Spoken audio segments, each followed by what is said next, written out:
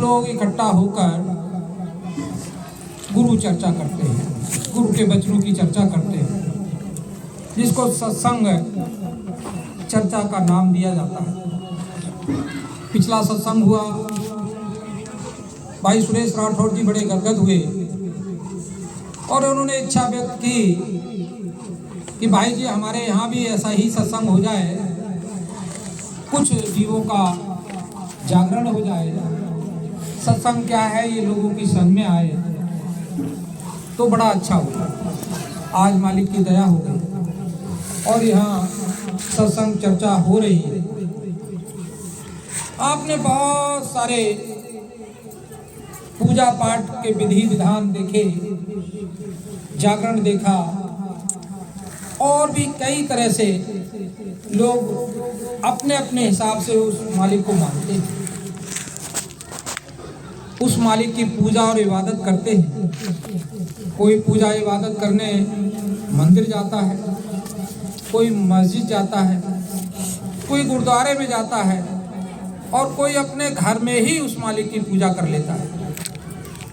लेकिन जो सही रास्ता है वो क्या है, ये केवल संत और महात्मा हमको आपको बताते हैं। ये भारत भूमि है, ये संतों की धर्म भूमि है, यहाँ तपोभूमि कही गई है। इस पर समय समय पर संत महात्मा आते हैं और जीव जागरण का काम करते हैं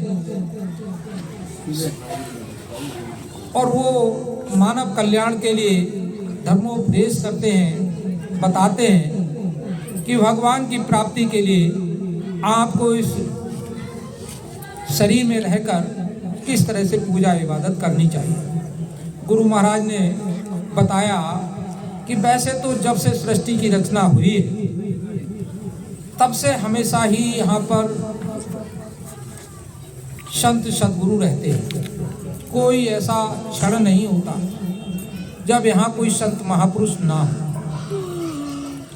लेकिन सतयुग, त्रेता और द्वापर में ये प्रकट संत नहीं होते, गोपनीय संत होते। हमारे आपके बीच में रहते हैं, हमारे आपके जैसे कामकाज करते हैं। उनकी पत्नी तक को पता नहीं होता, उनके बच्चों को पता नहीं होता कि किस हैसियत के महापुरुष हमारे बीच में हैं। वो केवल उस संत दरबार, उनके सत दरबार के दरबानी होते हैं। यहाँ का समाचार वहाँ देते हैं कि यहाँ जीव किस प्रकार से अपना जीवन यापन कर रहा है, उसको क्या क्या तकलीफें और क्या क्या परेशानियाँ हैं।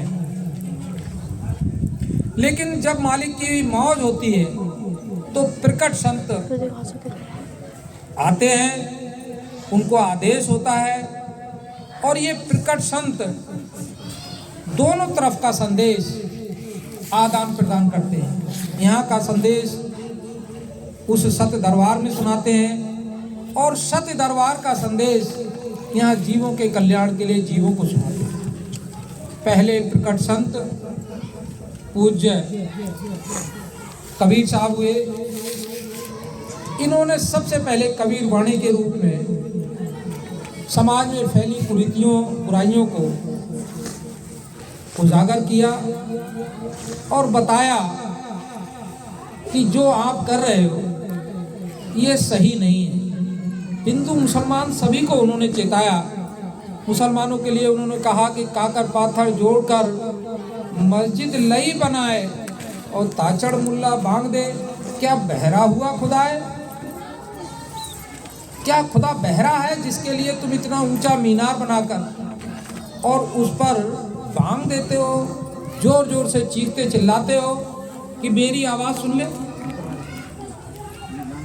हिंदुओं के लिए कहा कि पत्थर पूजे हर मिले तो मैं पूजूं पहाड़,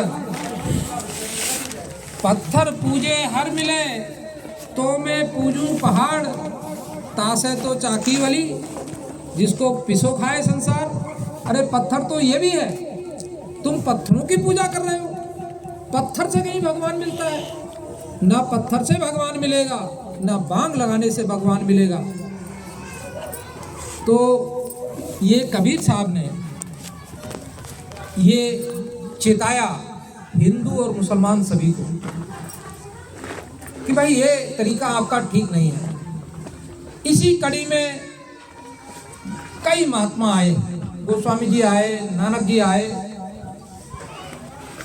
दरिया दादू रैदास, बहुत महात्मा आए, समय समय पर अपनी भाषा और बोली में जीवों को जगाने का काम। और अंत में परम संत बाबा जय गुरुदेव जी महाराज आए और इन्होंने ऐसे महापुरुष जिन्होंने मंच लगाकर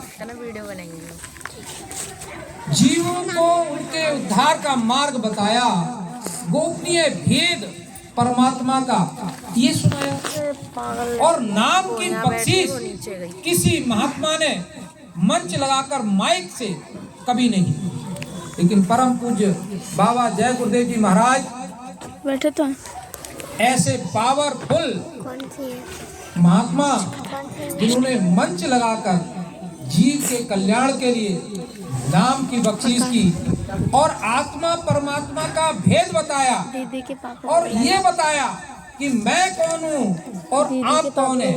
गुरु महाराज ने कहा कि हम आए वह देश से जहाँ तुम्हारो धाम और तुमको घर ले जाना एक हमारो काम, कि मैं वहाँ से आया हूँ जहाँ से आप आए हुए हो, जहाँ तुम्हारा असली घर है, और उस घर में ले जाने का काम, इसी उद्देश्य से मैं यहाँ आया हूँ। मुझे और कोई काम नहीं है। मैं यहाँ कोई महल धुमेले बनाने नहीं आया, बाल बच्चे पालने नहीं आया। इसीलिए गुरु महाराज ने